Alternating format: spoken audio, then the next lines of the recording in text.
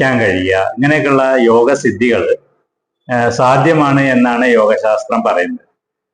അത് അതിൽ നമുക്ക് എത്രത്തോളം വാസ്തവമുണ്ട് എന്ന് പരിശോധിക്കാം. യോഗസിദ്ധികൾ യഥാർത്ഥത്തിൽ ഉള്ളത് തന്നെയാണ്. നമ്മളെ യോഗ പ്രാക്ടീസ് ചെയ്ത് നമുക്ക് ആ ബോധോദയം സിദ്ധിക്കുന്ന സമയത്ത്, അല്ലെങ്കിൽ നമ്മൾ ആ അവസ്ഥയിൽ എത്തിക്കഴിയുന്ന സമയത്ത്, അല്ലെങ്കിൽ അതിന് മുന്നേ ഒക്കെ ആയിട്ട് ഓരോരോ തരത്തിലുള്ള സിദ്ധികൾ നമ്മളിൽ പ്രത്യക്ഷപ്പെട്ടു തുടങ്ങുന്നുള്ളത് വാസ്തവം തന്നെയാണ്.